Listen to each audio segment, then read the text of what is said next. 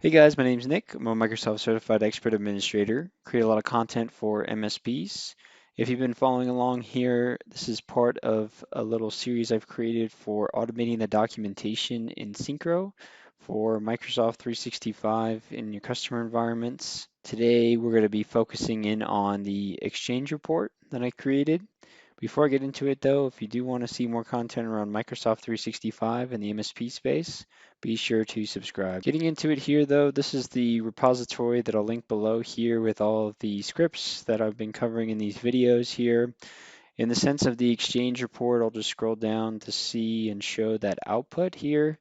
Basically, we're gathering multiple subsets of data, the first of which is all the active mailboxes. So we're taking a look at the total mailbox size in gigabytes, and then we're sorting it descending by the largest mailbox.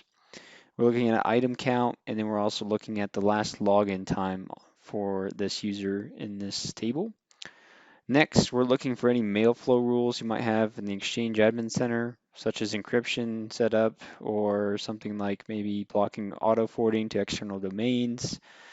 You have your DKIM configuration here. If you've set that up for your domains, you can see if it's enabled or not.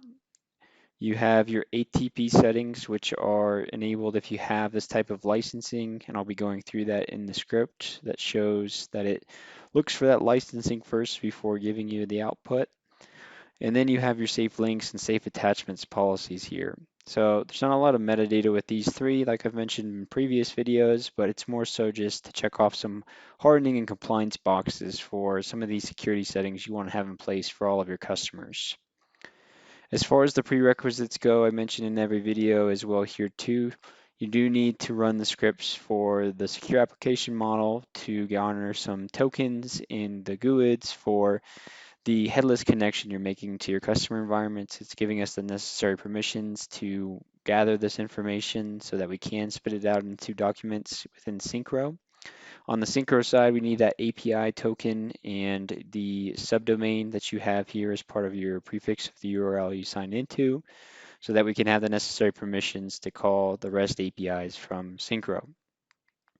So getting into the actual script here, we have the same headings here that we do in every single script, essentially garnering the tokens and GUIDs that we need here for authentication purposes, checking to make sure we have that MS Online module installed, then looking to define those secrets for both Syncro and Microsoft here based off the input and the parameters that you put in up here.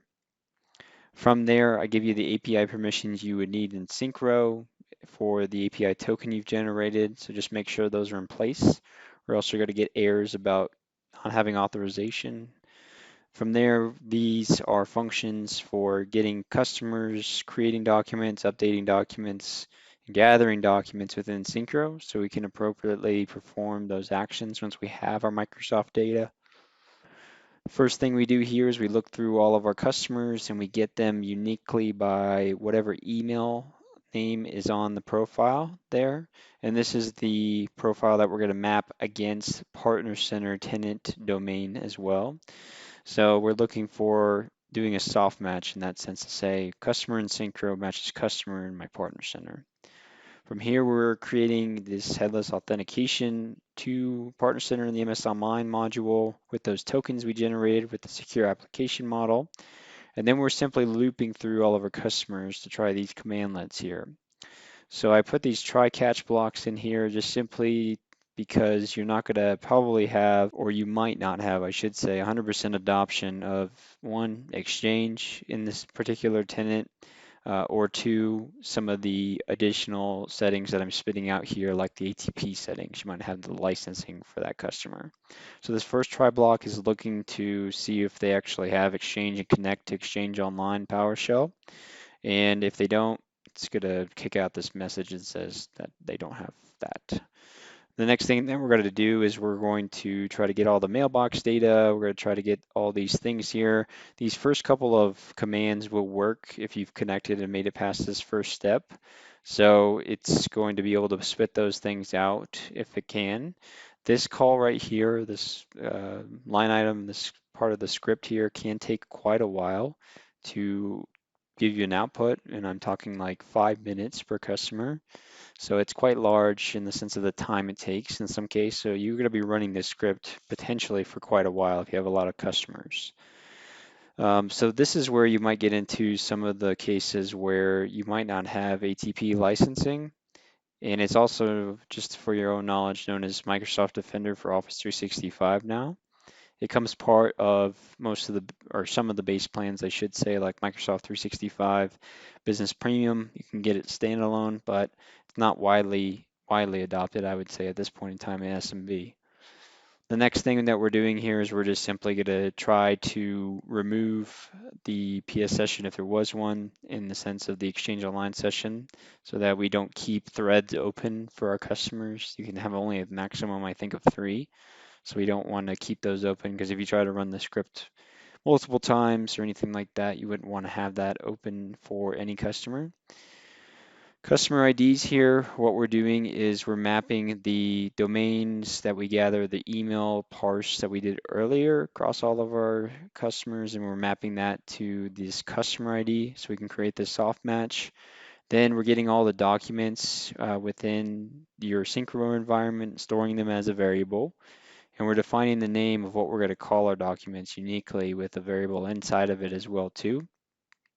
From there, if we say if there's a customer ID, meaning that we were able to perform the soft match, then we're going to define this body variable section and spit that out into this HTML component here, which will then be able to go into the Syncro documentation and look pretty versus having it all jumbled together or anything like that. The last thing that we're doing here is we're saying that the doc exists if the name that we have here in Syncro matches this name that we've defined previously. So I made this so that you can create documentation net new, but also obviously you don't want to keep adding net new documentation on top of what you already have and somehow try to manage like 1,000 documents in your portal. What you want to do is find the existing one and just simply update it with the newest Microsoft 365 data. So that's what that's doing here. It's saying if it exists, then I want to go ahead and create the document, or sorry, I should say if it doesn't exist, that's what this exclamation point is. I want to go ahead and create the document, or else then I'm going to just simply update the existing document with the new body that I've created. So it's giving you all that capability within there. As far as any troubleshooting goes, I think the biggest things you'll run into is one, just ensuring that the customer does have Exchange.